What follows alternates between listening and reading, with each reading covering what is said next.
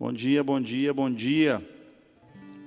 Mais um domingo de bênçãos, mais um domingo de palavra, mais um domingo de estarmos adorando o Senhor e nessa manhã aprendemos mais hoje o Evangelho de Lucas e na nossa revista aqui, título dela, Lucas, o Evangelho do Filho do Homem.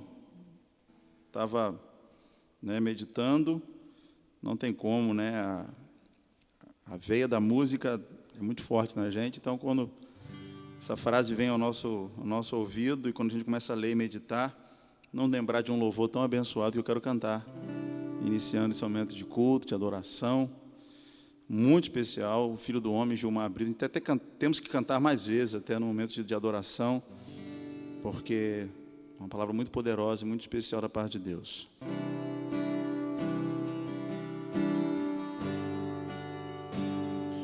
Eu não mereço tanto amor, eu não sou digno do seu perdão.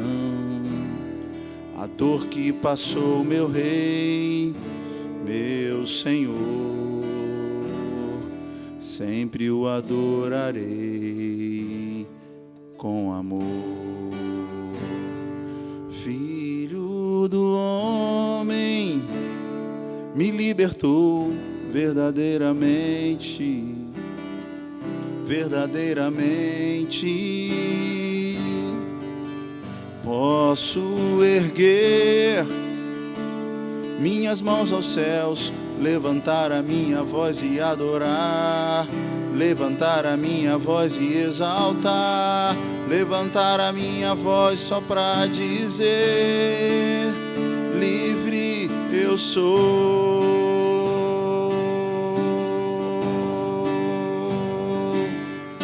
Para te adorar, para te adorar, para te adorar, para te adorar, eu sou livre, sou livre. Hey, para te adorar, para te adorar, para te adorar, para te adorar, eu sou livre, sou livre. Filho do homem, me libertou verdadeiramente, verdadeiramente. Posso erguer minhas mãos aos céus, levantar a minha voz e adorar, levantar a minha voz e exaltar, levantar a minha voz só para dizer: livre eu sou. Obrigado, Deus, por essa manhã, obrigado por estarmos juntos na tua casa. Eu oro mais uma vez por cada pedido, por cada irmão, por cada pessoa que está conectada conosco. Deus de milagres, Deus de maravilhas, o Filho do Homem, Jesus, nos libertou verdadeiramente para sermos livres. Para isso que o Filho do Homem se manifestou, para desfazer as obras do diabo. Por isso que nós cremos no teu poder, Jesus de Nazaré. Confiamos na tua graça, na tua bondade, na tua fidelidade. E com alegria nós, mais uma vez, exaltamos o teu nome e declaramos que não há outro além de ti. Nossa vida é tua, é para teu louvor, é para tua glória, é para exaltar e engrandecer o teu nome. Obrigado por cada irmão, por cada irmã conectado nessa manhã. Fala no nosso coração através da tua palavra, do estudo da tua palavra, que possamos crescer no conhecimento dela cada vez mais, em nome de Jesus. Amém e amém.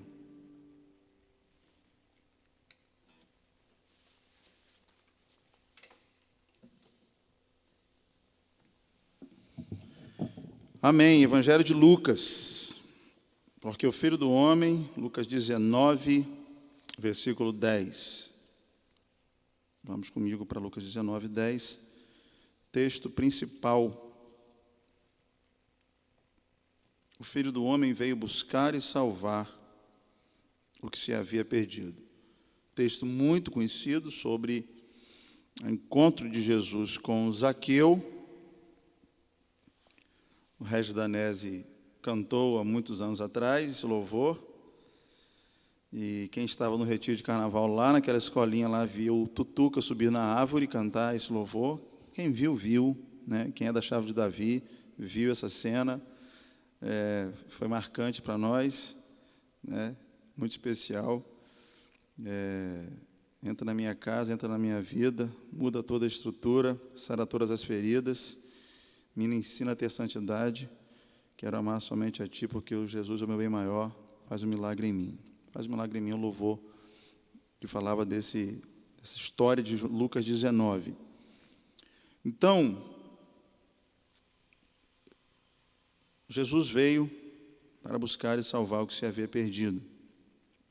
O Evangelho de Lucas exerce uma atração especial sobre as pessoas. Seu autor tem um vocabulário rico e um estilo florido e dinâmico. Lucas, segundo as evidências históricas, é o único escritor do Novo Testamento de origem gentílica. Os eruditos acreditam que isso explica o fato de que ele pôde captar melhor do que os outros evangelhos a personalidade e o ensino de Jesus.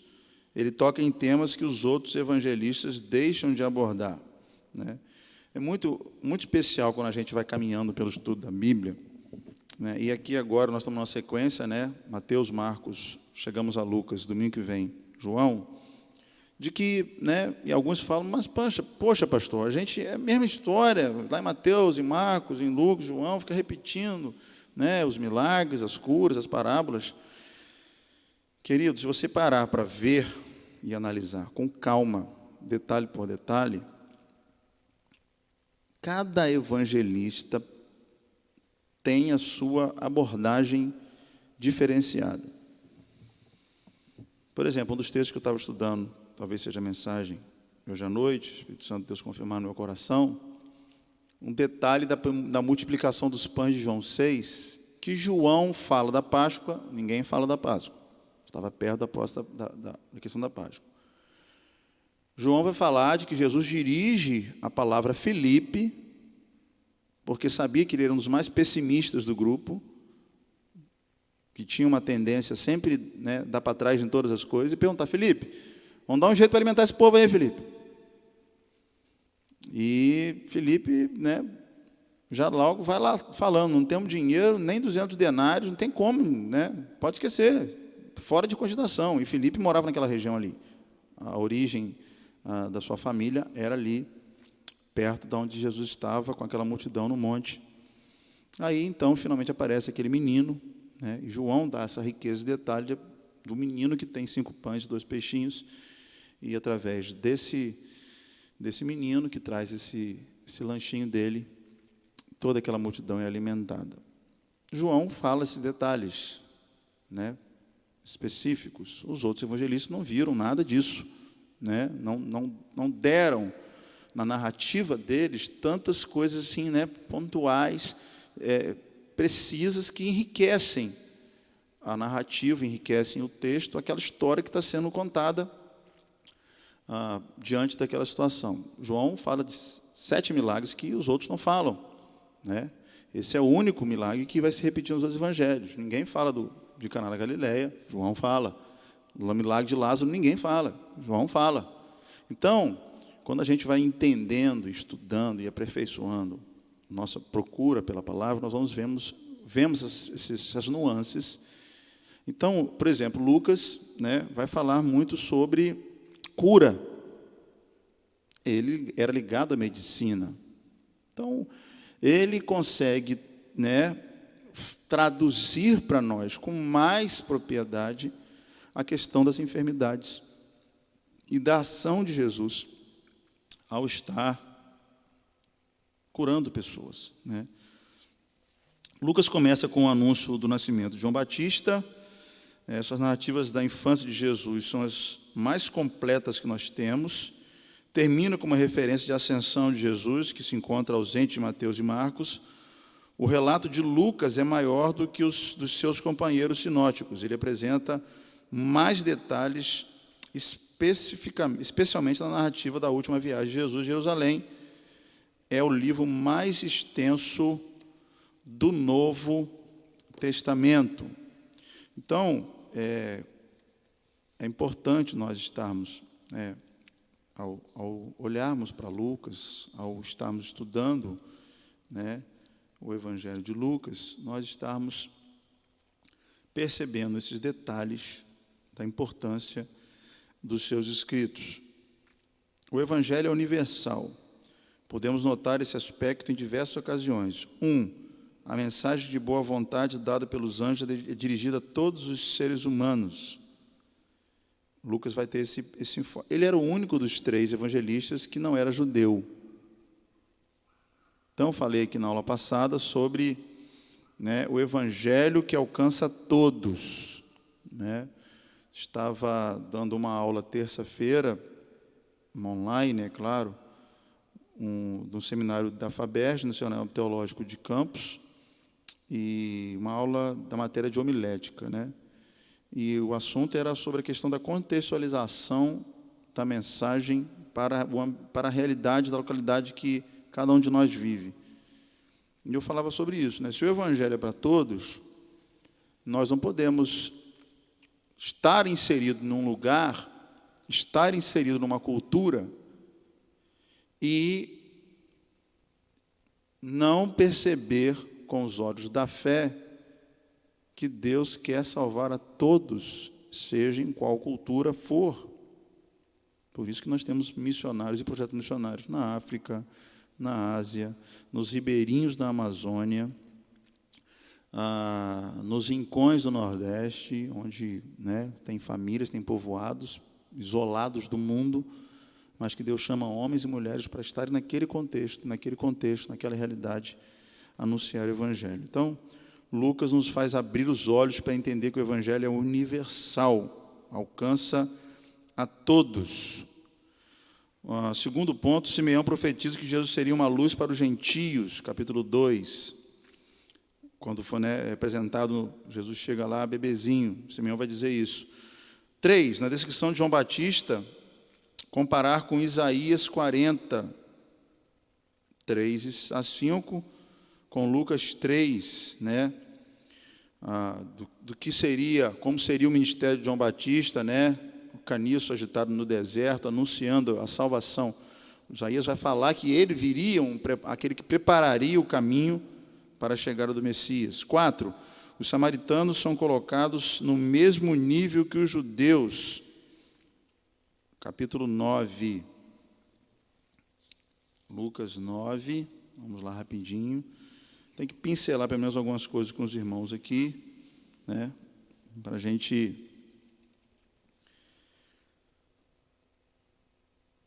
9:54.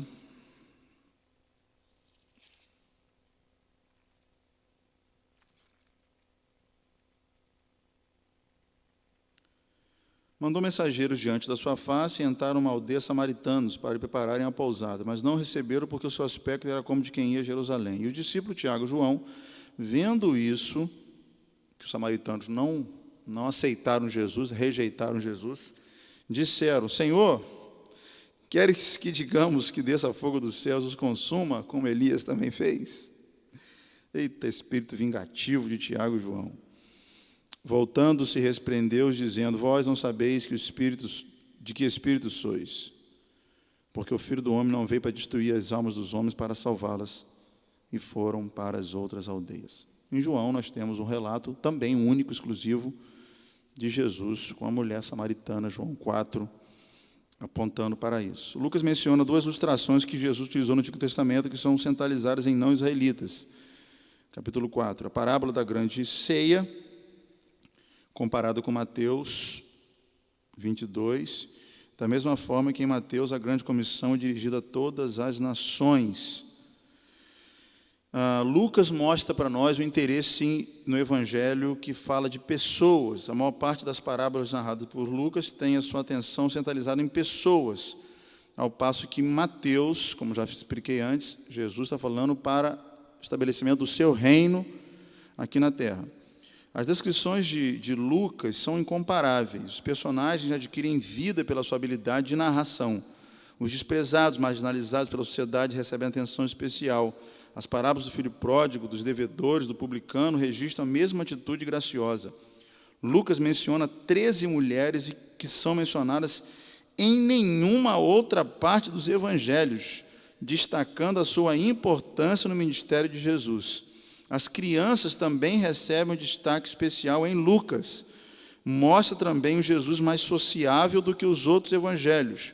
O tema da pobreza e da riqueza também merece atenção da parte de Lucas. Então, olha só, coisa linda de invadir Lucas, né? Lucas vai falar de 13 mulheres que em nenhuma outra parte dos evangelhos é citado o nome delas. Lucas não vai deixar passar em branco. Lucas vai dar uma atenção especial para as crianças. Ele vai falar que a dos tais é o reino dos céus, né? Então, e ele apresenta um Jesus mais gente, né? Um Jesus mais humano, um Jesus que se relaciona com as pessoas. Lucas aborda isso melhor do que Mateus, Marcos e João no seu texto, no seu discorrer. Outras ênfases especiais. Nos hinos do capítulo 2, podemos perceber que Lucas destaca a alegria pela chegada do reino, demonstra a sua preferência pelo tema da alegria, exultação e contemplamento. Além do mais, é o evangelho que dá mais ênfase à oração. Perguntinha boa para a prova, hein? Qual dos 4 evangelhos dá mais ênfase à oração?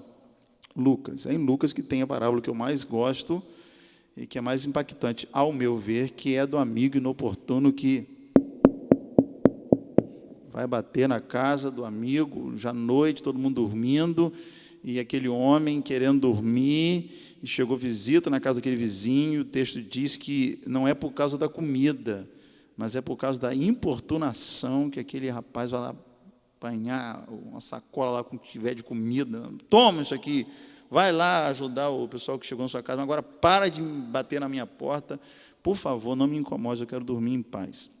Jesus ensinando sobre oração, que é aquele que tem que bater, batei, e abrir-se-vos-á, pedi e recebereis. Todo aquele que busca, encontra, o que pede, recebe. Nossa oração precisa ser uma oração insistente. Você está orando pelo seu parente, está orando pela salvação de alguém, está orando por Deus abrir uma porta de emprego, pela cura. Querido, não desista na primeira semana, não desista no primeiro mês. Continue, continue, continue, continue. Lucas nos ensina. Propósito destinatário de Lucas, vai falar sobre a sua junção com Atos, né? Propósito catequético, propósito evangelístico, propósito doutrinário, propósito apologético e um propósito histórico. Contudo, devemos levar em conta aquilo que o próprio autor descreveu no seu propósito, né? Uma narrativa em ordem, uma sequência natural dos fatos, a fim de permitir que Teófilo, seu primeiro destinatário, pudesse conhecer de forma mais clara e precisa a fé que abraçara. Sem dúvida, Lucas deixa claro que ele utilizou outras narrativas como base de sua pesquisa. Isso implica o seu conhecimento prévio das narrativas de Mateus e Marcos, bem assim de outra fonte, chamada de documento, de Kelly, fonte ou idioma alemão, de testemunhas ocultas. Lucas é um bom exemplo de que a inspiração, como dádiva de Deus, não exclui a transpiração, o trabalho árduo para fazer a sua obra. Quero fazer um parênteses aqui. Já expliquei para os irmãos aqui que a Bíblia é inspirada por Deus. Deus inspirou, dotou homens para que eles escrevessem o que nós lemos hoje. Mas Lucas nos ensina que junto com a inspiração tem a transpiração, que é o trabalho cuidadoso de historiador, de ler, pesquisar, conversar. Com certeza Lucas foi atrás de fontes orais, foi atrás de pessoas que viveram aqueles momentos para saber deles, como que foi, fez um apanhado de vários relatos para escrever o texto que nós temos aqui. Então a Bíblia ela é maravilhosa nesse sentido, e Lucas nos ensina isso. A destinação a Teófilo deixa clara a intenção de Lucas em orientar um neoconvertido na fé, levando em conta a época que escreveu. Sem dúvida, o lado desse propósito evangelístico atinge também um propósito apologético doutrinário, face ao confronto com outras religiões filosóficas e culturais. Destinando sua obra a Teófilo, poderia, com certeza, de que atingiria uma audiência bem maior, conforme o costume de fazer cópias circulando entre os amigos e pessoas interessados. O autor do Evangelho, Lucas, também escreveu o livro de Atos. Podemos afirmar pelas seguintes razões: a declaratória comum ao Teófilo, o estilo dos dois é o mesmo, o uso de vocabulário comum aos dois livros, Lucas e Atos, que daqui a 2 domingos estaremos estudando. O autor do livro de Atos era companheiro de Paulo. Vemos descrições de fatos como de um testemunho ocular e verbos na primeira pessoa, no plural, nós. O autor de Atos, companheiro de Paulo, era médico. O vocabulário é típico de um médico. Como eu falei aqui, Lucas estava ligado à medicina, né? Paulo vai falar lá em Colossenses 4:18. Paulo fala, Lucas, o médico amado. Colossenses 4:18, Paulo vai falar, né, dessa formação intelectual de Lucas com a medicina. Talvez você não sabia, né, que nos discípulos de Jesus, no escritor do Evangelho, tinha um doutor, né? Então Jesus, que fala com os pobres, com os analfabetos, Pedro e André, pescadores indoutos, né, os irmãos Pedro e André, eram analfabetos, não tinham formação, não tinham escolaridade, né? Tanto que lá no Sinédrio, lá os homens ficam encantados com o discurso, sabendo que eles eram, né, pessoas que eram ignorantes, segundo a cultura, mas falavam com ousadia acerca de tudo aquilo que eles tinham vivido e testemunhavam a sua fé com poder diante daqueles homens. Mas dentre aqueles, Jesus também escolheu Lucas, né, como médico precioso, Mateus, coletor de impostos, enfim, Judas, que o trairia, né? Nós vemos na escolha dos 12 uma mistura de pessoas, realidades, contextos sociais e contextos também pessoais de cada um deles, né?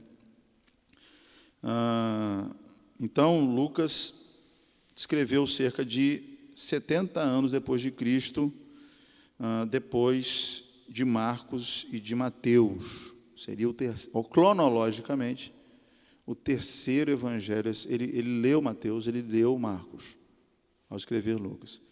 E aí, bem mais à frente, né, alguns vão dizer que depois de 70 anos de Lucas ter escrito Lucas, é que João vai receber a revelação final.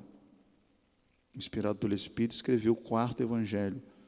Como eu falei para os irmãos aqui, com histórias que não tem em nenhum dos outros evangelhos, milagres que não são relatados em nenhum lugar, mas que com propriedade João vai falar para nós. Conteúdo resumido: prólogo inicial, João Batista e Jesus, relacionamento, preparação para o ministério, né? Não se pode dissociar a missão de Jesus da de João Batista. Logo início do ministério de Jesus, de acordo com o registro de Lucas, a menção da pessoa do Batista, destaque do seu ministério de preparação para a vinda do Messias. Então, o marco inicial da preparação do ministério de Jesus acontece por ocasião do batismo e tentação de Jesus. Nesses dois eventos, percebe-se a integração do Messias como ser humano. Quarto conteúdo resumido de Lucas é o ministério de Jesus na Galileia. Do ponto de vista estratégico, a decisão de Lucas de iniciar seu ministério na Galileia foi muito acertada. A Galileia era uma região habitada por muitos gentios, tornou-se conhecida como Galileia dos gentios. É certo que, quando foi expulso da cidade de Nazaré, aplicou para si a profecia de Isaías 61. Na Galileia, ele exerceu um ministério de curas e ensinos, não foi um ministério solo, pois ele contou com a ajuda e o apoio dos seus discípulos para expandir, né, a mensagem ali na Galileia. A última parte da narrativa de Lucas vai falar sobre, né, essa parte, a penúltima, a jornada de Jesus em Jerusalém. Mais de 40% dessa sessão contém material peculiar a Lucas, uma elevada concentração de blocos de ensino e parábolas, onde Jesus oferece uma alternativa de relacionamento com Deus que não se ajustava aos ensinos dos líderes judeus. Logo após a confissão de Pedro, Jesus se dirige com os seus discípulos a Jerusalém. O conflito com os líderes judeus se intensifica. No caminho, os discípulos têm a oportunidade de aprender mais do Mestre. A missão dos 70 discípulos, a sua volta e a alegria de Jesus pelos resultados daquela campanha são registrados no capítulo 10. Jesus utiliza a pedagogia do aprender fazendo. É Jesus que ensina a pedagogia do aprender fazendo. Jesus era mestre. Então, ele mostrou primeiro. E nós, como estamos no discipulado, tem que dar uma pausazinha aqui para a gente entender isso. Eu faço e você vê. Eu estou fazendo aqui, você está vendo? Como é que eu estou fazendo? Primeiro processo do aprendizado. Como que eu faço? Eu faço assim, faço assado, faço desse jeito, começo assim, começo assim. Ah, tá. Está aprendendo? Tá. Agora, você faz junto comigo, e eu vejo. Agora o discípulo que viu, foi ensinado, né, viu como é que fazia, agora vai ter que fazer, acompanhado pelo mestre. E aí o mestre vai falar, ó, falhou aqui, faltou aqui, né, quando, né, a gente passa isso no nosso curso de células, né? O líder faz, o outro está vendo, ele faz, daqui a pouco, você viu fazendo a célula? Agora vamos montar aqui como é que vai fazer a célula. Aí o líder senta com o auxiliar da célula para preparar a célula. Fazer assim, fazer assado, tal, troca ideia. Aí, chegando o dia lá, o abençoado vai executar. Nervoso, tremendo, caindo tudo. Aí depois o líder fala assim, está vendo? Você ficou nervoso aqui, por que você ficou nervoso aqui? Você faltou falar isso, pode melhorar nisso, isso aqui ficou muito bom, olha só, isso aqui, tal. Até um dia que o líder fala assim, ó, eu não vou na célula hoje. Vou ter que viajar, vou ter alguma coisa, enfim. E você que já fez várias vezes comigo, do meu lado, agora você vai fazer sozinho. Vai nessa tua força e você vai ser bênção. E aí começa o processo de discipulado para o novo líder, preparação para aquele novo líder. E assim nós temos feito aqui na igreja e temos visto tantos irmãos despontarem, aprendendo nesse passo a passo que Jesus nos ensina e que está relatado em Lucas, né? Nós estamos seguindo a cartilha do mestre. É por isso que tem dado certo. Glória a Deus por isso.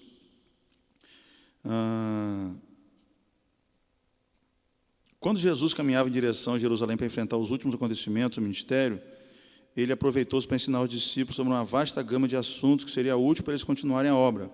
Oração, meditação, capítulo 10, ousadia no testemunho, capítulo 12, ansiedade, capítulo 12, 22, vigilância e responsabilidade, capítulo 12, 35, discipulado, capítulo 14, relações pessoais, capítulo 17, últimos acontecimentos da história, 17, a partir do versículo 20, entre outros, receberam um tratamento intensivo da parte do mestre. A casa de Marta e Maria, irmãs de Lázaro, serviu de hospedagem antes da sua entrada triunfal em Jerusalém. Logo após, capítulo 19, segue o lamento de Jesus sobre a cidade em razão dos acontecimentos que iriam sobrevir a ele. E a última parte de Lucas é o ministério de Jesus em Jerusalém, a partir do capítulo 19, 45. Lucas explica o significado da morte de Jesus, como uma derrota aparente tornou-se uma vitória lá na frente. À luz dos atos de Deus e a tarefa dos discípulos se torna clara. Jesus purifica o tempo, os líderes falam na tentativa de fazer Jesus tropeçar em algum ponto da lei. A fonte da autoridade de Jesus vem de Deus. À luz da rejeição da nação, Jesus prediz a destruição do templo de Jerusalém, celebra a paz com seus discípulos, institui acerca da celebração da ceia como memorial de sua morte, a favor de toda a humanidade, e é no contexto deste jantar da ceia que ele fala da traição, prediz a negação de Pedro. No Getsemane ele tem uma intensa luta com Deus em oração, pede uma outra alternativa para o Pai, para que não seja a sua morte. O silêncio de Deus faz Jesus entender que não haveria outra alternativa, ele estava pronto para obedecer o plano de Deus. A morte não poderia render jamais o príncipe da vida. A vitória do reino das trevas foi apenas aparente. Jesus triunfou da morte e ressurgiu. Jesus sobrepuja o desespero que tornou conta dos discípulos e com suas aparições poderosas. O plano de Deus é cabalmente cumprido. Jesus ressurge entre os mortos, ascende aos céus e promete voltar com poder e glória para consumar o seu reino na história. Terminando a mensagem para hoje, Deus não se cansa de buscar os seus filhos. O pai do filho pródigo exemplifica a atitude do Pai Celestial para com os seres humanos. Não obstante nossa rebeldia e rejeição pela segurança e pelo amor do Pai, Ele continua esperando com amor nosso retorno e aconchego ao lar. 2. A maneira como Deus vê as coisas é diferente da nossa. Ele não está preso nas limitações do ser humano. Ele tudo vê de um plano superior. Nosso preconceito e miopia espiritual não se aplicam a Ele. O seu reino é da amplitude do seu amor e da sua graça. 3. Deus continua a obra da história por intermédio da igreja. Não terminou sua obra com Jesus. Ele é o sentido da expressão do prólogo de Atos. Tudo quanto Jesus começou a fazer e ensinar, Atos 1:1, agora Deus continua sua obra por intermédio da igreja e das vidas dos discípulos hoje. A igreja continua a missão que Deus entregou a Jesus. Ele dá o Espírito Santo para capacitar os discípulos para a missão. Por último, o Evangelho é para todos. O Lucas vai além dos limites meramente geográficos para falar da missão da igreja, menciona crianças, idosos, marginalizados sociais, mulheres, gentios, entre outros, como alvos do amor imensurável de Deus, revelado em Jesus Cristo. Amém? Mais uma aula encerrada, vamos continuar juntos, semana que vem, João, para a honra e glória do Senhor Jesus. Vamos orar mais uma vez. Pai maravilhoso, obrigado por essa oportunidade de, mais uma vez, ensinar a Tua preciosa e maravilhosa palavra. Como é bom vermos detalhes importantes de Lucas, conhecermos mais a fundo o sentido, o objetivo, as nuances e cada narrativa daquilo que o Senhor tem dado para nós, através hoje do que Lucas deixou como registro histórico desse evangelho tão poderoso, tão abençoado e com uma linguagem tão especial de um médico que estava ali junto dos 12, que viu os milagres e trouxe para nós o registro da inspiração divina desse evangelho tão abençoado.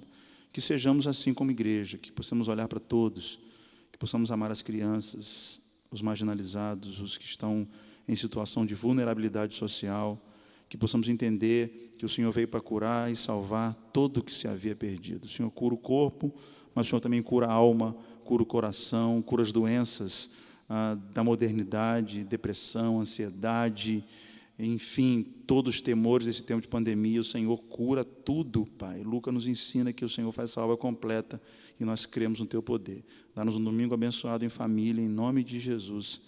Amém. 18 horas o nosso culto. Não deixa de se inscrever, se você não se inscreveu ainda. Mais um domingo de bênçãos em nome de Jesus. Amém.